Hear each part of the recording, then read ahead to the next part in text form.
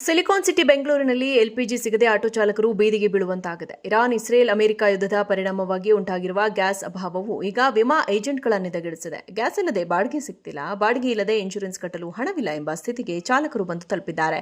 ದೇಶದಲ್ಲಿ ಅತಿ ಹೆಚ್ಚು ಎಲ್ಪಿಜಿ ಆಟೋಗಳನ್ನು ಬಳಸುವ ನಗರ ಬೆಂಗಳೂರು. ಆದರೆ ಕಳೆದ ಕೆಲವು ದಿನಗಳಿಂದ ಗ್ಯಾಸ್ ಬಂಕ್ಗಳ ಮುಂದೆ ಆಟೋಗಳ ಕಿಲೋಮೀಟರ್ ಉದ್ದದ ಸಾಲು ಕಂಡುಬರುತ್ತಿದೆ. ಎಲ್ಪಿಜಿ ಸಿಗದೆ ಚಾಲಕರು ದಿನಪೂರ್ತಿ ಬಂಕ್ಗಳ ಮುಂದೆಯೇ ಕಳೆಯುವಂತಾಗಿದ್ದು, ಸರಿಯಾದ ಬಾಡಿಗೆ ಹೋಗಲು ಸಾಧ್ಯವಾಗುತ್ತಿಲ್ಲ.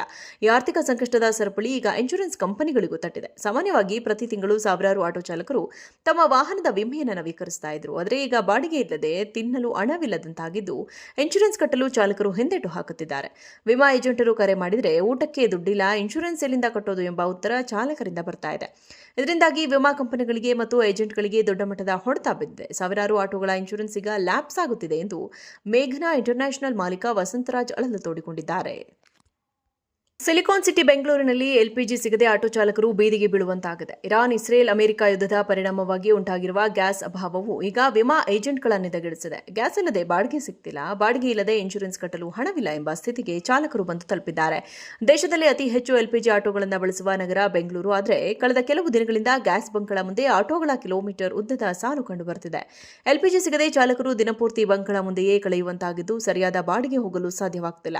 ಈ ಆರ್ಥಿಕ ಸಂಕಷ್ಟದ ಸರಪಳಿ ಈಗ ಇನ್ಶೂರೆನ್ಸ್ ಕಂಪನಿಗಳಿಗೂ ತಟ್ಟಿದೆ. ಸಾಮಾನ್ಯವಾಗಿ ಪ್ರತಿ ತಿಂಗಳು ಸಾವಿರಾರು ಆಟೋ ಚಾಲಕರು ತಮ್ಮ ವಾಹನದ ವಿಮೆಯನ್ನು ನವೀಕರಿಸ್ತಾ ಇದ್ರು. ಆದರೆ ಈಗ ಬಾಡಿಗೆ ಇಲ್ಲದೆ ತಿನ್ನಲು ಹಣವಿಲ್ಲದಂತಾಗಿದ್ದು, ಇನ್ಶೂರೆನ್ಸ್ ಕಟ್ಟಲು ಚಾಲಕರು ಹಿಂದೇಟು ಹಾಕುತ್ತಿದ್ದಾರೆ. ವಿಮಾ ಏಜೆಂಟರು ಕರೆ ಮಾಡಿದರೆ ಊಟಕ್ಕೆ ದುಡ್ಡಿಲ್ಲ, ಇನ್ಶೂರೆನ್ಸ್ ಎಲ್ಲಿಂದ ಕಟ್ಟೋದು ಎಂಬ ಉತ್ತರ ಚಾಲಕರಿಂದ ಬರ್ತಾ ಇದೆ.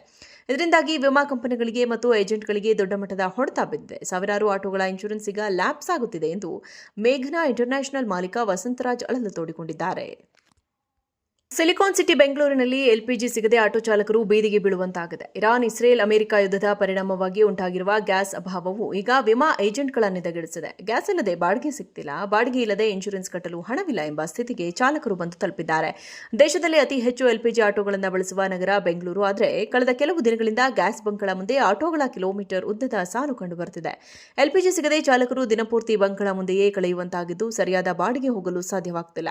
ಈ ಆರ್ಥಿಕ ಸಂಕಷ್ಟದ ಸರಪಳಿ ಈಗ ಇನ್ಶೂರೆನ್ಸ್ ಕಂಪನಿಗಳಿಗೂ ತಟ್ಟಿದೆ. ಸಾಮಾನ್ಯವಾಗಿ ಪ್ರತಿ ತಿಂಗಳು ಸಾವಿರಾರು ಆಟೋ ಚಾಲಕರು ತಮ್ಮ ವಾಹನದ ವಿಮೆಯನ್ನು ನವೀಕರಿಸ್ತಾ ಇದ್ರು. ಆದರೆ ಈಗ ಬಾಡಿಗೆ ಇಲ್ಲದೆ ತಿನ್ನಲು ಹಣವಿಲ್ಲದಂತಾಗಿದ್ದು, ಇನ್ಶೂರೆನ್ಸ್ ಕಟ್ಟಲು ಚಾಲಕರು ಹಿಂದೇಟು ಹಾಕುತ್ತಿದ್ದಾರೆ. ವಿಮಾ ಏಜೆಂಟರು ಕರೆ ಮಾಡಿದರೆ ಊಟಕ್ಕೆ ದುಡ್ಡಿಲ್ಲ, ಇನ್ಶೂರೆನ್ಸ್ ಎಲ್ಲಿಂದ ಕಟ್ಟೋದು ಎಂಬ ಉತ್ತರ ಚಾಲಕರಿಂದ ಬರ್ತಾ ಇದೆ. ಇದರಿಂದಾಗಿ ವಿಮಾ ಕಂಪನಿಗಳಿಗೆ ಮತ್ತು ಏಜೆಂಟ್ಗಳಿಗೆ ದೊಡ್ಡ ಮಟ್ಟದ ಹೊಡೆತ ಬಿದ್ದಿದೆ. ಸಾವಿರಾರು ಆಟೋಗಳ ಇನ್ಶೂರೆನ್ಸ್ ಈಗ ಲ್ಯಾಪ್ಸ್ ಆಗುತ್ತಿದೆ ಎಂದು ಮೇಘನಾ ಇಂಟರ್ನ್ಯಾಷನಲ್ ಮಾಲೀಕ ವಸಂತರಾಜ್ ಅಳಲು ತೋಡಿಕೊಂಡಿದ್ದಾರೆ.